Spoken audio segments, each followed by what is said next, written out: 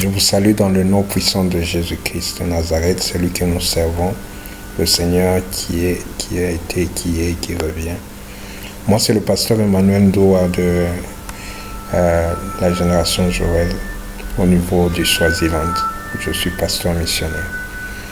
J'aimerais partager avec vous quelque chose de très important pour comprendre la situation actuelle. Le Seigneur m'a dit de faire cette vidéo et je crois que c'est pour le but d'aider quelqu'un.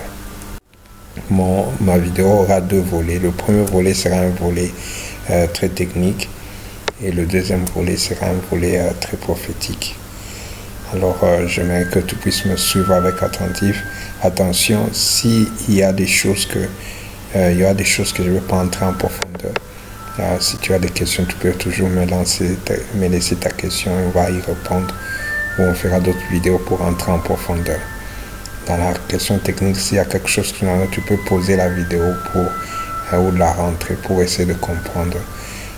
Parce que je ne veux pas vous prendre beaucoup de temps, mais que le Seigneur nous aide à communiquer sa pensée. Alors, tout commence en 1997. J'ai eu à tomber sur un livre de Bill Gates qu'il avait écrit en 1995. Ce livre s'appelle The Road Ahead. Dans la version française, ce livre s'appelle Les autoroutes du futur. Il a été sorti en 1995 par Bill Gates et moi je l'ai lu 2 ans après en 1997 pendant que j'étais à l'université. Au moment où j'étais vraiment j'avais commencé avec l'informatique et j'étais un accro de l'informatique. Jusqu'à maintenant, c'est ma spécialité. Alors, dans le livre Les autoroutes du futur, qui a été un best-seller, et ce livre-là a été fait la même année où Bill Gates a sorti Windows 95, c'est la même année qu'il a écrit ce livre, Les autoroutes du futur. Et les informations qu'il a écrites dans ce livre, il y a des informations qui vont nous permettre à comprendre mieux ce qui est en train de se passer maintenant. Dans les autoroutes du futur, Bill Gates est en train d'expliquer la révolution que l'Internet et la technologie vont amener dans le futur.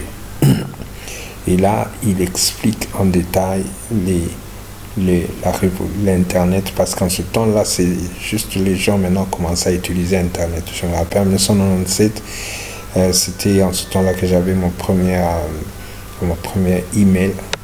J'avais ouvert mon email. Les gens allaient à l'Internet, ici en Afrique, au Congo particulièrement, juste pour écrire les emails et recevoir peut-être des emails. Alors lui, il est en train maintenant de parler sur la révolution que cet Internet allait amener à la technologie. Alors, dans son livre, il dit que si ils parviennent à travailler très dur pour amener le téléphone, la télévision et l'ordinateur sur l'Internet, à les connecter ensemble, ça allait amener une très grande révolution. Et dans le livre, là, il disait qu'il devait aussi amener un quatrième chose, c'est l'argent. Amener que l'argent soit aussi digitalisé. Ça veut dire, là, dans ce livre, il parle du portefeuille électronique. Là, nous sommes en 1995. Il parle de comment commencer à transférer l'argent, recevoir l'argent en utilisant son téléphone. Et dans la révolution, ils disent que si ces 3 choses, on les connecte ensemble et que tous sont connectés sur Internet, on peut arriver à faire du monde une très grande révolution qui va créer un pays. Donc la technologie d'Internet sera comme un pays qui va fusionner toutes les frontières. On aura un monde sans frontières. On va connecter tout le monde à ce monde-là. Et on va créer une structure et on va créer un gouvernement. Et ce sera le monde du futur, un seul monde, un seul État qui va fusionner le monde. J'aimerais déjà vous tenir attention que cette vision-là, c'est ce que nous sommes en train de vivre maintenant. Et en tant que chrétien, dès que vous entendez le monde uni, vous comprenez déjà ce qui s'était passé avec la tour de Babel où les hommes étaient unis et se sont levés contre Dieu, avec Nimrod qui était comme le leader. Et Dieu est descendu pour mettre les langues afin de confondre les gens et créer des nations et les disperser à travers le monde. Et nous savons avec l'Apocalypse que dans les temps de la fin, le monde va encore se réunir comme un seul bloc pour permettre le règne de l'Antichrist et le règne du mal et passer à la grande tribulation que le monde n'ait jamais connue. Alors, donc, lui, avec l'Internet qu'il a déclaré, il a réellement dit que le monde va devenir comme un seul pays et s'il travaille dur pour amener ces choses ensemble et connecter tout le monde sur Internet avec la technologie. Alors, ils avaient des obstacles, ils avaient relevé des obstacles qu'il fallait franchir pour y arriver. Et les premiers obstacles, c'était l'obstacle de la capacité de transportation des données. Et cette capacité de transformation des données, en ce temps-là que nous, on avait commencé avec l'Internet, et c'était juste envoyer un message email, recevoir un message email. Il n'y avait pas moyen d'envoyer des fichiers, il n'y avait pas moyen d'envoyer des audios, des vidéos. Il n'y avait pas moyen d'envoyer toutes ces choses-là. Alors lui, il avait dit que si il travaille dur, ils doivent franchir ce premier obstacle. Dans son livre, il a parlé qu'il fallait développer la fibre optique. Et pendant que nous sommes en train de te parler, avec moi, cet obstacle est déjà affranchi. Nous avons la fibre optique qui est connectée partout. Maintenant, nous pouvons envoyer les vidéos, recevoir les vidéos, envoyer les sons, les images, faire même des lives, parce que la fibre optique a été déjà développée. Le deuxième obstacle qu'il fallait surmonter, c'était l'obstacle de la capacité de mémorisation. Dans le temps, quand vous avez un email, une adresse email, c'était toujours limité au nombre de messages. Ça arrivait à un certain message, on vous dit que votre email est full, vous ne pouvez plus recevoir des emails. Et cette étape a été affranchie par la technologie que Google a amenée, la technologie du cloud, Google a mis des milliards et des milliards pour développer la technologie des stockages avec des serveurs qui ont la capacité de stocker des quantités d'informations presque illimitées, si je peux dire ça, mais il n'y a pas d'illimité, mais presque illimité. C'est pour ça que vous constatez que maintenant, si vous avez une adresse Gmail, ça n'a presque pas de capacité. Vous avez utilisé ça pendant des années, mais ce n'est jamais même à 10% d'être rempli. Parce qu'à cause de la technologie des clouds, des nuages comme on dit, la technologie des clouds, Google a investi beaucoup d'argent pour créer des serveurs aux États-Unis et en Europe, où il a créé des grands étendues avec des serveurs virtuels pour le stockage des données. C'est ainsi qu'aujourd'hui sur Facebook, Facebook a plus de 2 milliards d'abonnés. Les gens s'envoient des messages, des vidéos, des audios que vous postez. Toutes ces choses-là sont stockées et Facebook n'est jamais saturé ou vous dire que on n'envoie plus de messages. Tout là, c'est à cause de cette technologie qu'on a développée. Donc l'obstacle d'avoir une capacité grande de stockage, parce qu'il veut stocker toutes les données des gens à travers le monde. Donc cet obstacle-là est déjà surmonté.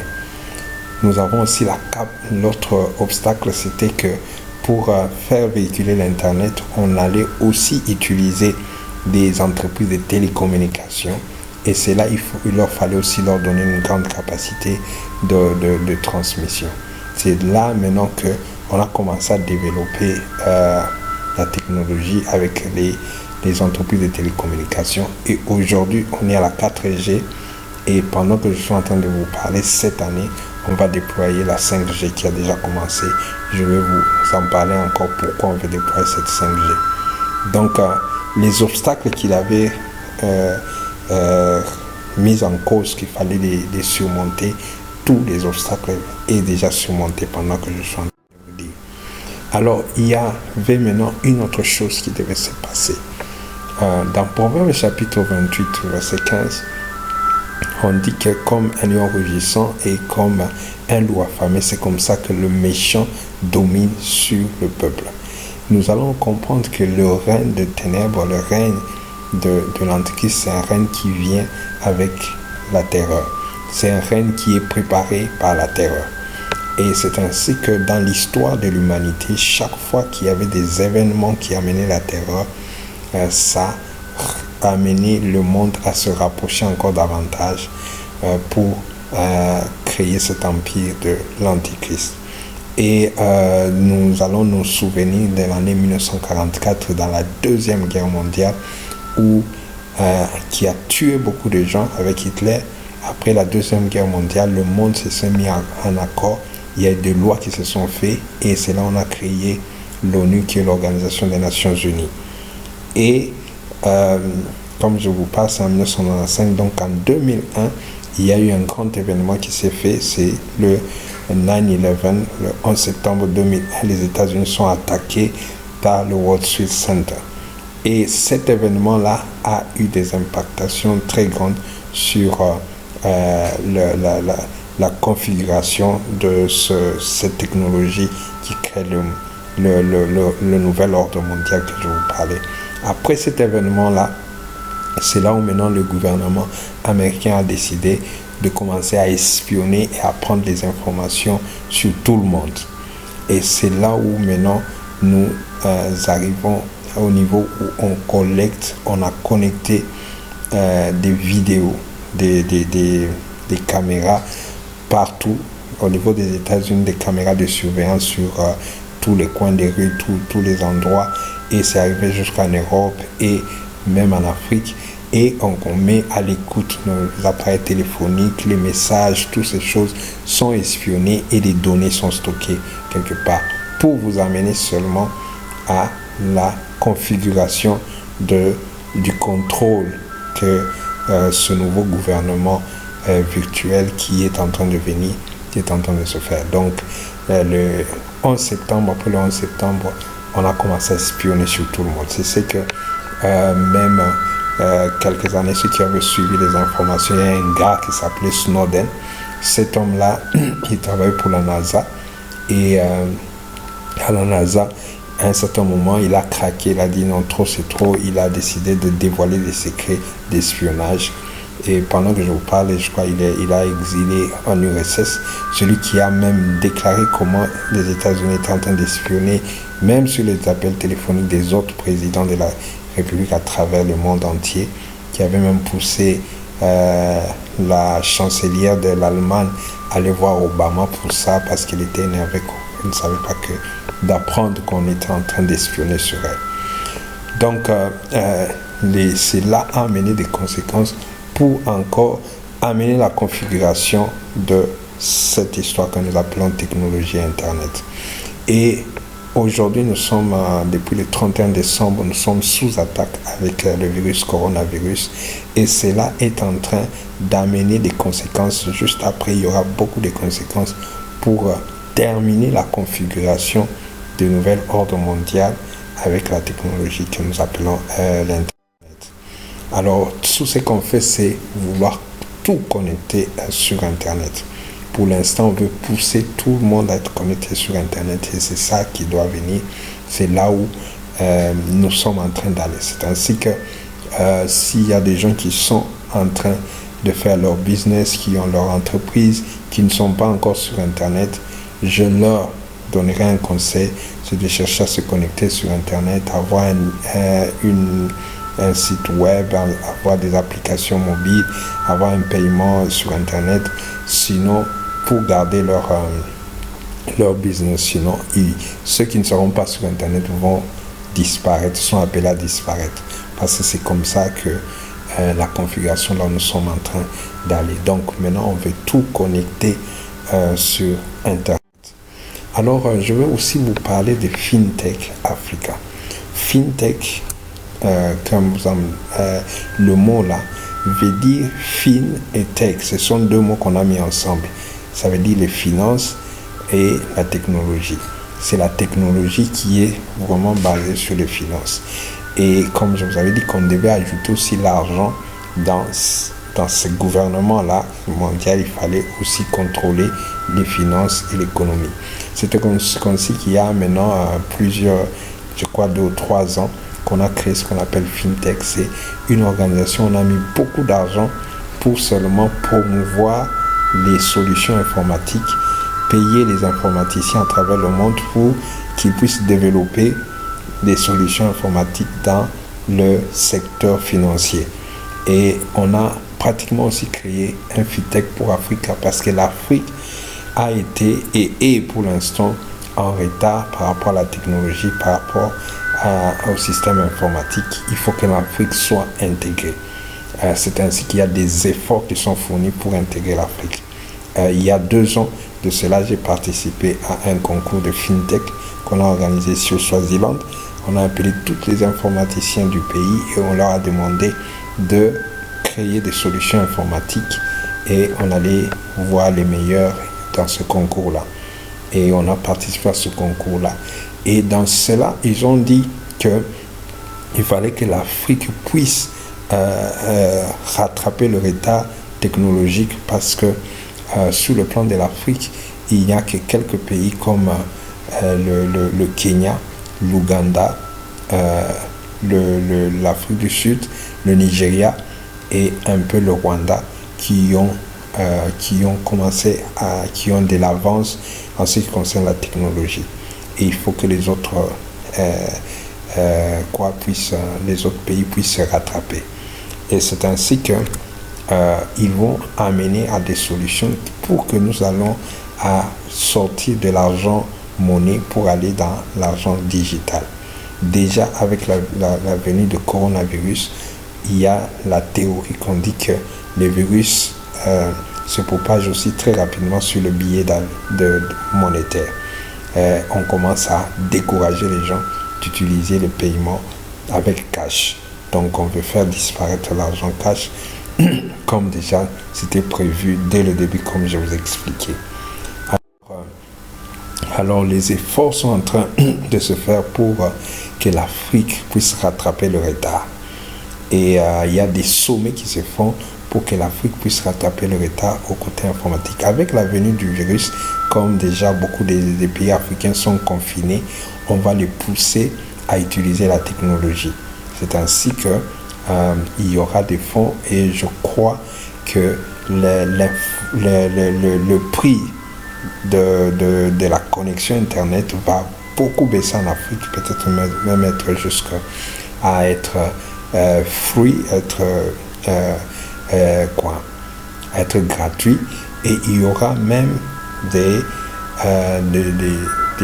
beaucoup de développements. On va pousser tout le monde à tout faire par l'informatique. Des gens commencent à dire aux gens, aux écoles, de voir comment étudier avec l'informatique, comment les entreprises, les gens doivent travailler à la maison en utilisant l'informatique. Donc c'est là où nous sommes en train d'aller pour que l'Afrique puisse rattraper le retard afin que tous les continents soient connectés. La deuxième chose, quelques années après que Bill Gates ait écrit ce livre dans les années 2000, Bill Gates se décide de prendre sa retraite au niveau de Microsoft et il crée une fondation qu'il appelle Bill et Melinda qui est sa femme, Bill et Melinda Gates Foundation. Et c'est comme ça que dans leur fondation, ils se concentrent sur les actions humanitaires et sur les vaccins. Le plus grand spécialiste des vaccins, c'est Bill Gates. Il a mis beaucoup d'argent depuis qu'ils ont commencé cette fondation dans les vaccins et aussi dans les trucs humanitaires. C'est tellement important que vous entendez aujourd'hui où on est en train d'insister sur les vaccins pour coronavirus. L'homme qui est derrière tout ça, c'est lui, Bill Gates. Alors, dans sa fondation, Bill Gates, une fois, il a commencé à développer des théories où il a fait des conférences. Il a développé la théorie avec la formule que vous voyez là, P fois S fois E fois C, qui veut dire population fois service fois énergie fois le nombre de carbone nous donne la quantité totale d'émissions de CO2. Avec sa théorie, ça montre que plus la population mondiale augmente, plus l'émission de carbone aussi augmente et plus on a le réchauffement climatique. Avec sa théorie, il fallait freiner l'augmentation de la population ou même diminuer sensiblement la population sur la Terre afin que nous puissions lutter contre le réchauffement climatique. Et c'est là où il a parlé sur sa théorie de l'importance de diminuer la population mondiale.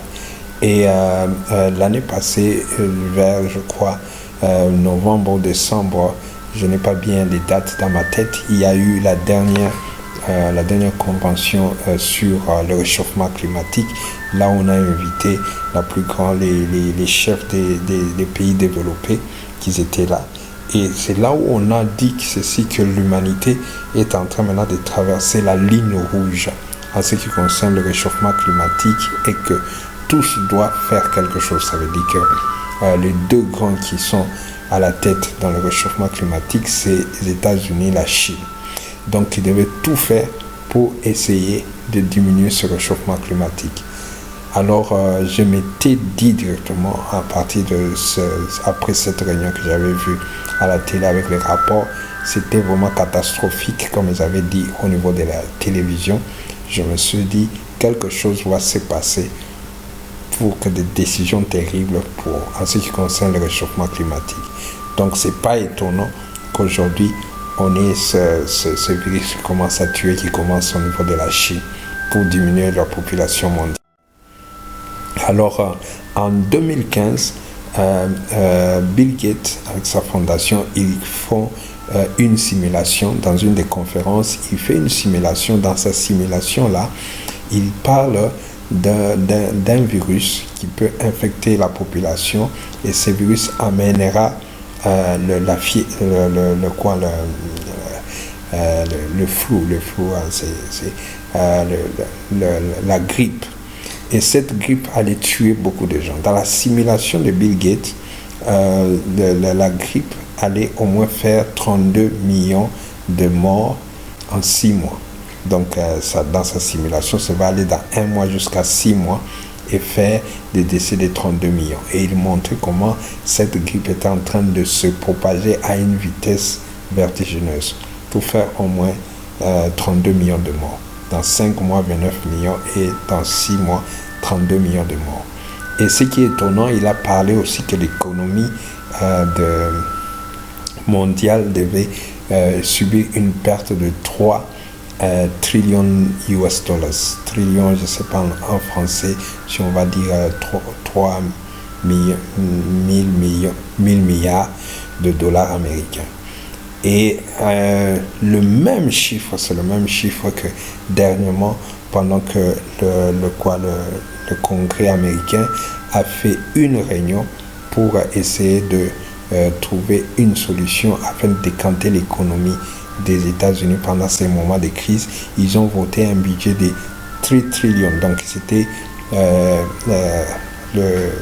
le président a proposé que ce soit 3 trillions US dollars qu'on devait voter pour venir au secours de l'économie. Exactement le chiffre que Bill Gates avait avancé.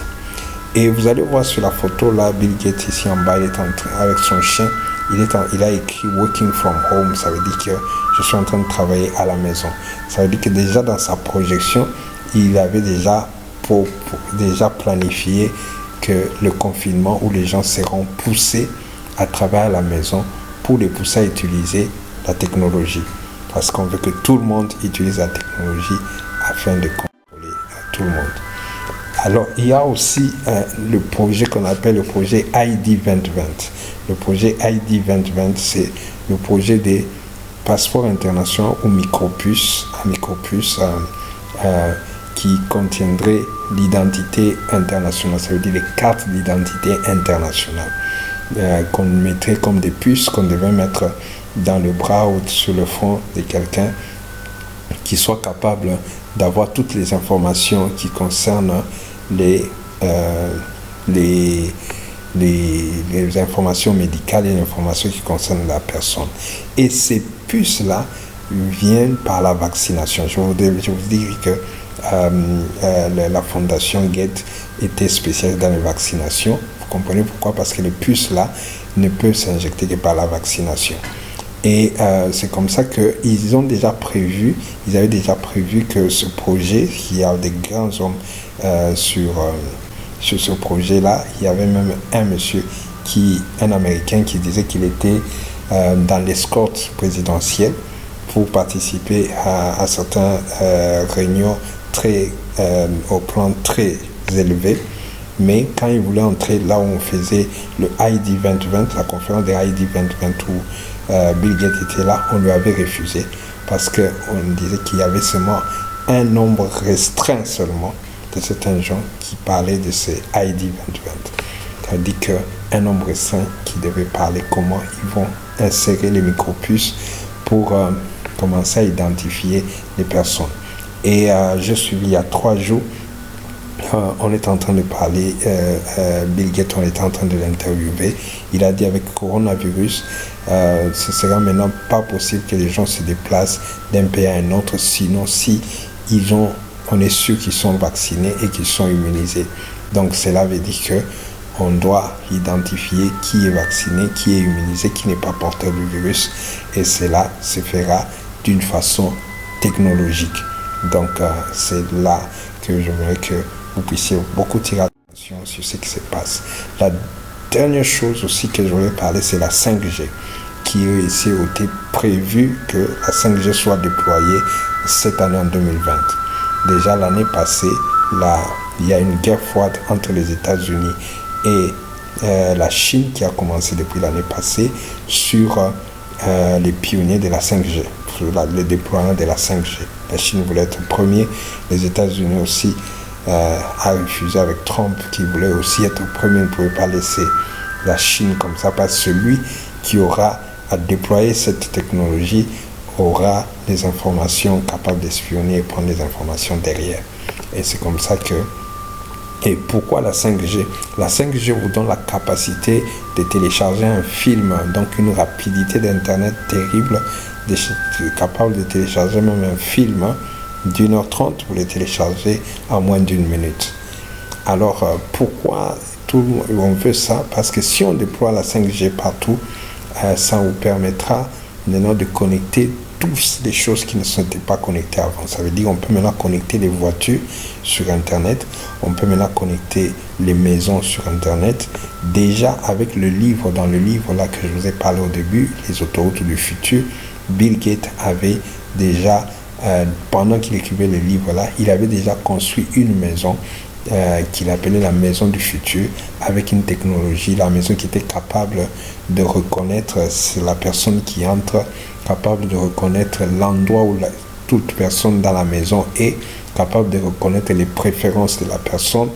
Tu peux entrer au salon, la maison te reconnaît tes préférences, mais la télévision allume la télévision à la chaîne préférée, à ta chaîne préférée, parce qu'elle t'a identifié. Dans des maisons comme ça et tout là. Alors déjà en Europe, aux États-Unis, les gens sont déjà connectés dans leur maison. Il y a des maisons qui sont connectées déjà sur Internet. Tu peux allumer quelque chose dans ta maison pendant que tu n'es pas là en utilisant ton téléphone. Tu peux voir qui est à la maison. Tu peux aussi éteindre quelque chose que tu as oublié à la maison. C'est la technologie qui viendra avec le 5G.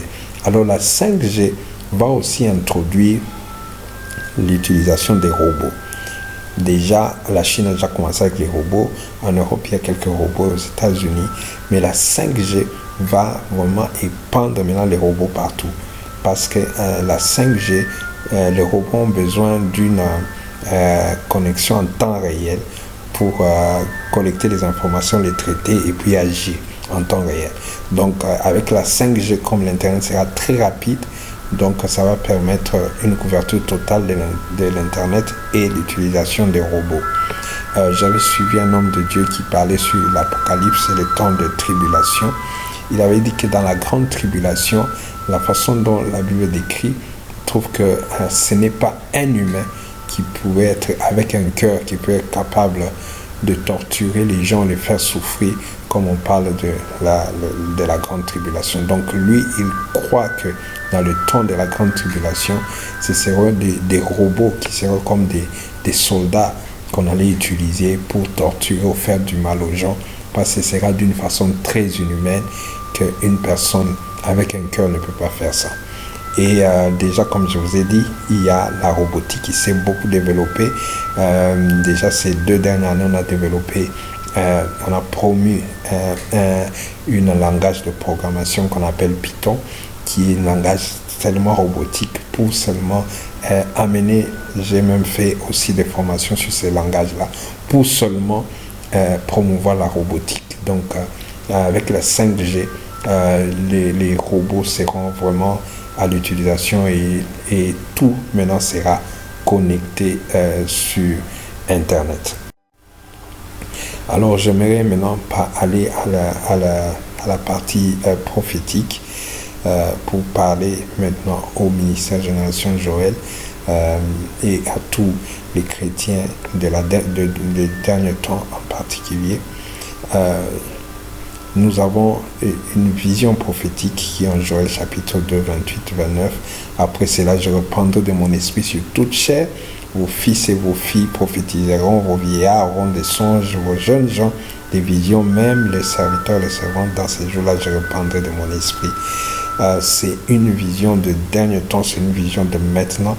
Et c'est une vision qu'on a reçue à la génération de Joël. Cette génération de l'esprit, cette génération de Joël, c'est son temps maintenant qui doit se relever, parce que Dieu donne une mission à cette génération pendant ce temps-là.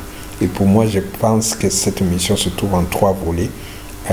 La première mission, c'est la vision que nous avons reçue de la génération. C'est une vision missionnaire où on doit aller partout dans le monde.